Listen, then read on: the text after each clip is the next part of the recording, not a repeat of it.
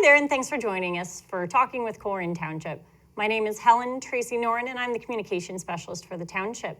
Today we're going to be talking about businesses that come to our area, how they do that, and the different steps they need to take to flourish here in our community. And to help me do that, I have David Miller with me. He is the Development Director for the Township. David, thanks so much for being here. It's my privilege. Great. So first, before we dive into what businesses need and how they locate here, tell us a little bit about what you do and what your role is with the Township.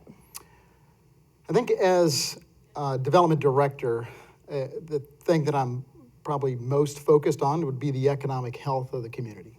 You know, what is the business temperature like?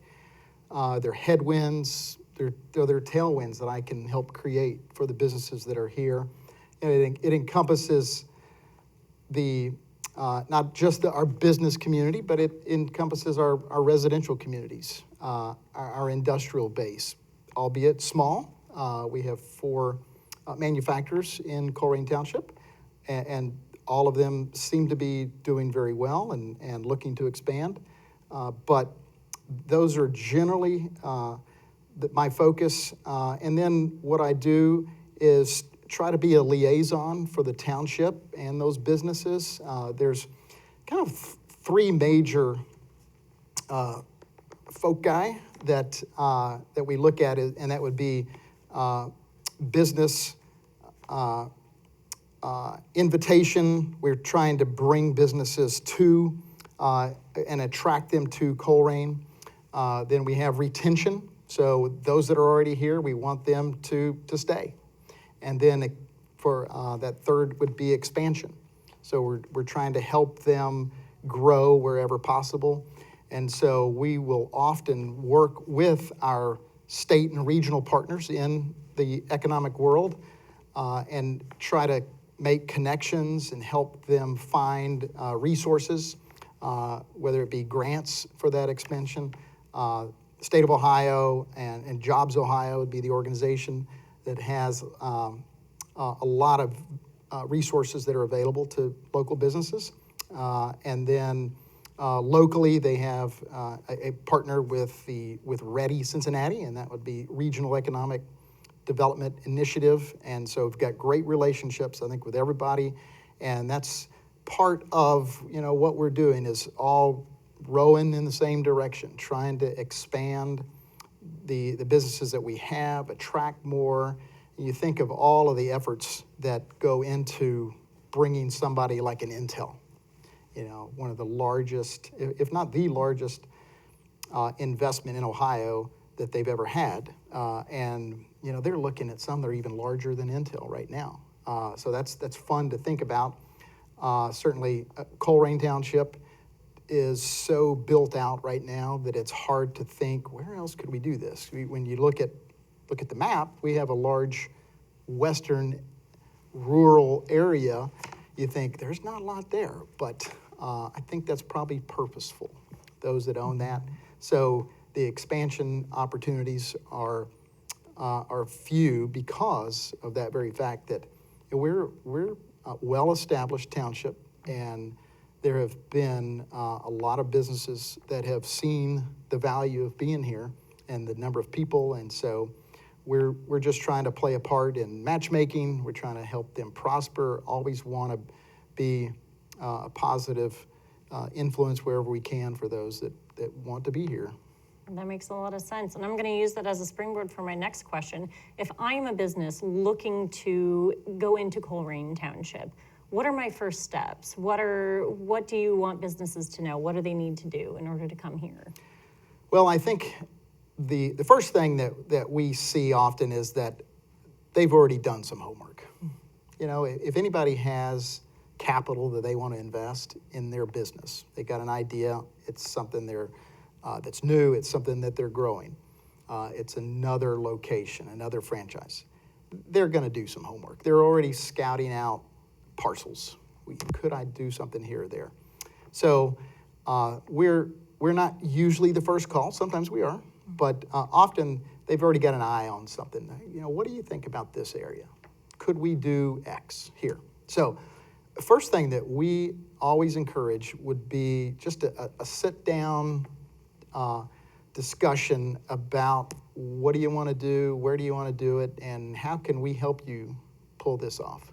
Because there's a lot of nuances in the zoning code that we have to make sure that everybody abides by. You know, these are rules that the trustees have created and said this creates the best environment for businesses and residents to live in harmony, you know, as much as we can. Certainly the goal. And so those, I guess, pre-development meetings don't cost anything. We have seen those to be very, very helpful for a business where they can get a vision for what is all around that particular parcel where they're looking. What are the specific codes and regulations that they're going to need to comply with? How can we help them get through that gauntlet sometimes?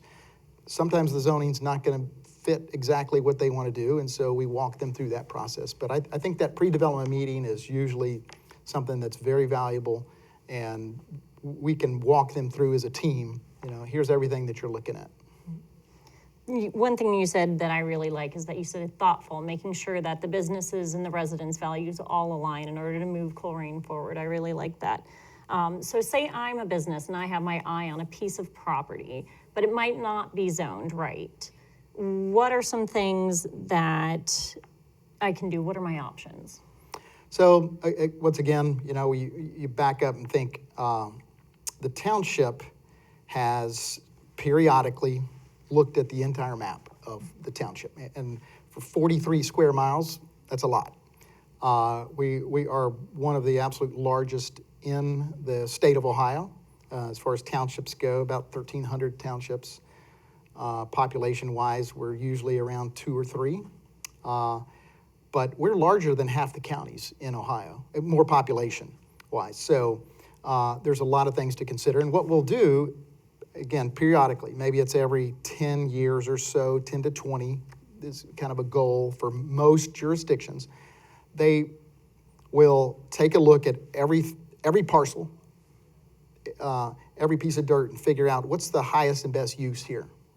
And we bring in the residents. We have these public meetings and discussions and charrettes and things where we can get input. And so we create this zoning code. In the end, literally in the middle of that right now, because it's been a number of years, it's time to kind of relook at everything as to what's the best, highest in use for that. So if a new business is looking at a particular parcel that says, I like this area, I like the price, I think the traffic's great, but it's not zoned exactly the particular use that I need to use for my business. So we have a process for rezoning a parcel. Sometimes, you know, it's hard to look at every single inch of the township and say, this is the way it's going to be always.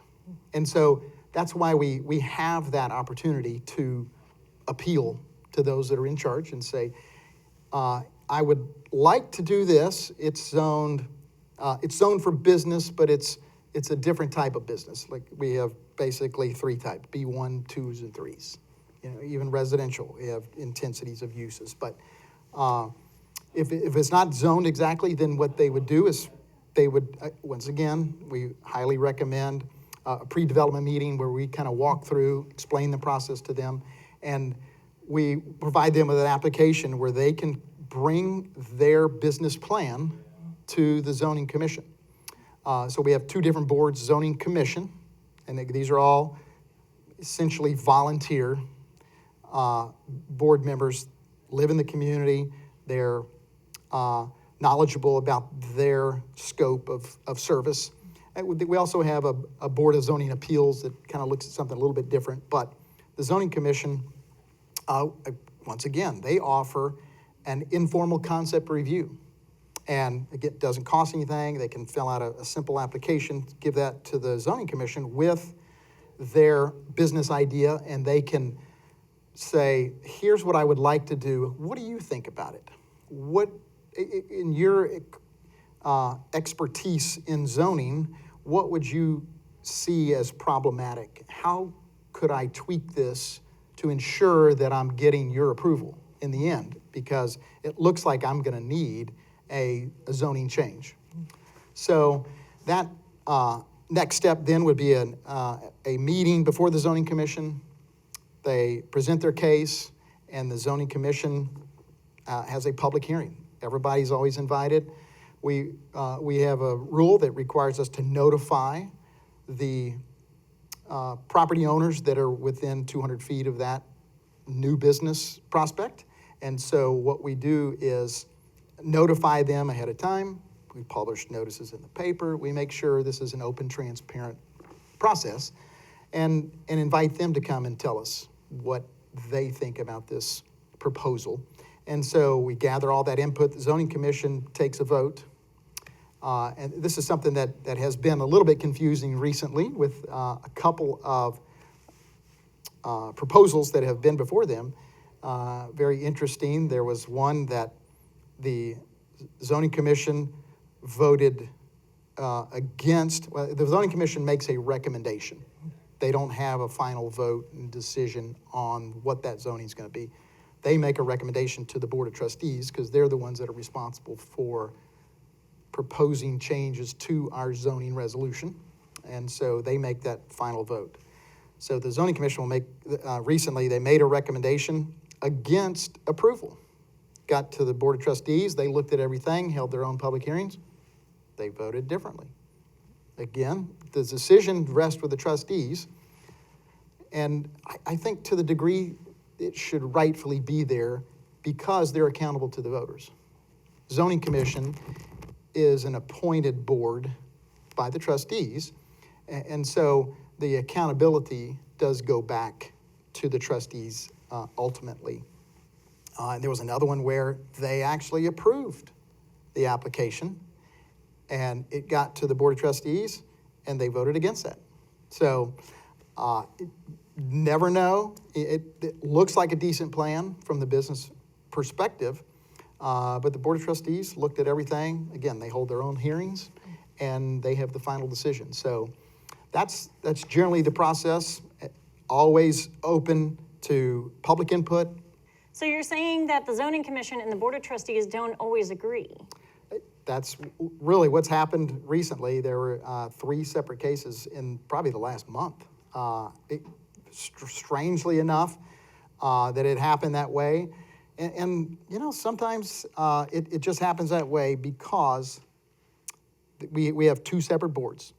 And I think probably that extra deliberation is probably a healthy thing.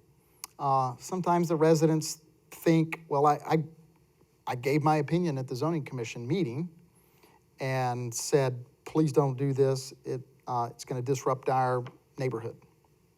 But it goes to the trustees who have that final decision, and they look at those opinions, but they also look at the overall community and decide, we think this is probably okay, best for this particular parcel and use, and for the township itself and the economic health. And so doesn't always sit perfectly with everybody.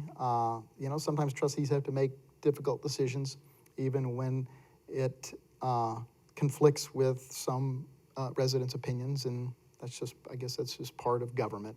Not everybody gets their way all the time, but I really believe our trustees right now, they're very conscientious about those opinions that are shared. They're interested in knowing what those opinions are, and they try to take them into consideration as much as possible. And so, again, with the one where the zoning commission voted 5-0 to recommend approval, the trustees just said, we're not seeing it that same way, and it's okay.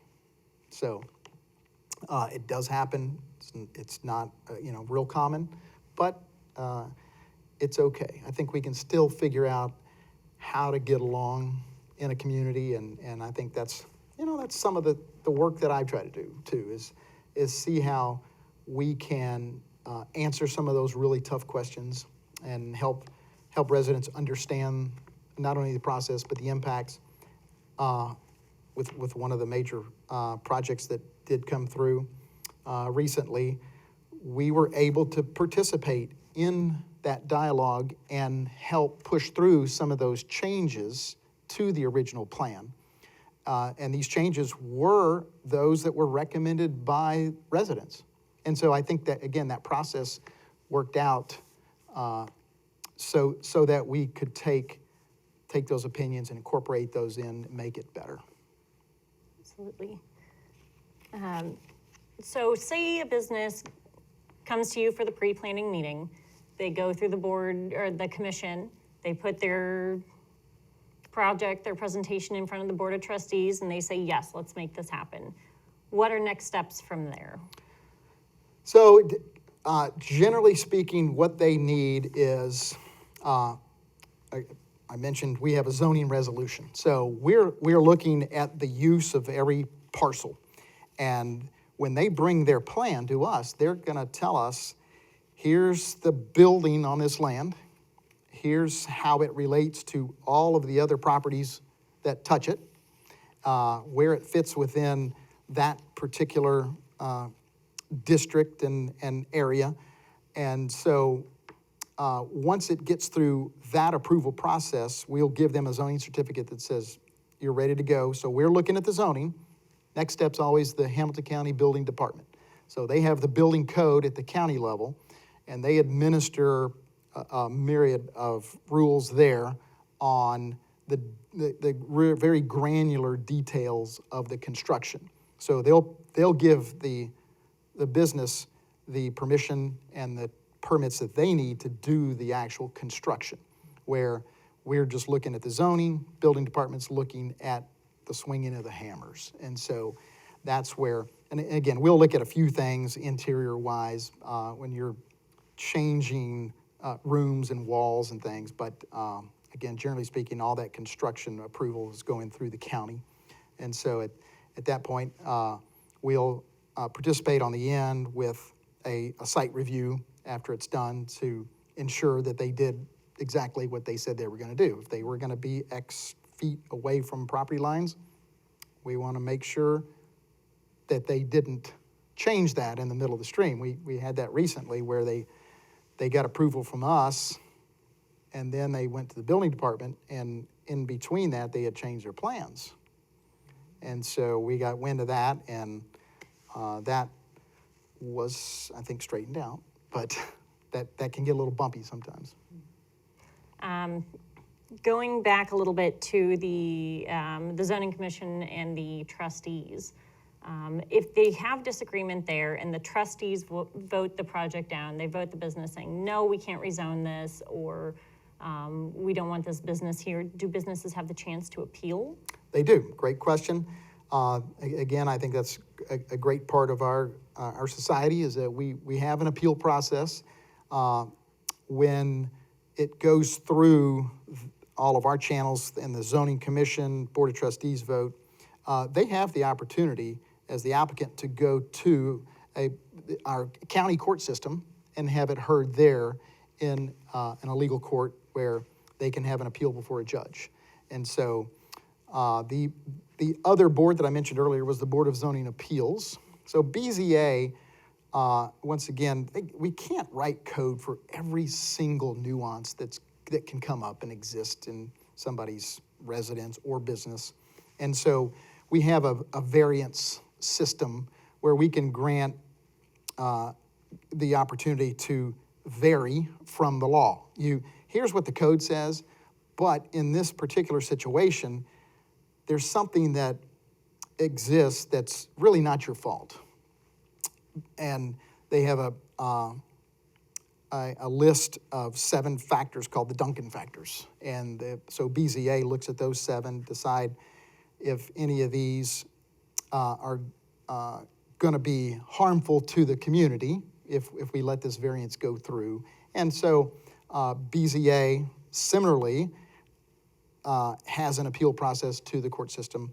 But the difference there is that the BZA is the final decision. So zoning commission makes a recommendation to the board of trustees because they're changing our local zoning resolution. where BZA is just granting a variance to the code. It's kind of considered a quasi-judicial board. And it's somewhat judicial, quasi. So that appeal goes directly to Common Pleas Court. And so that is also appealable.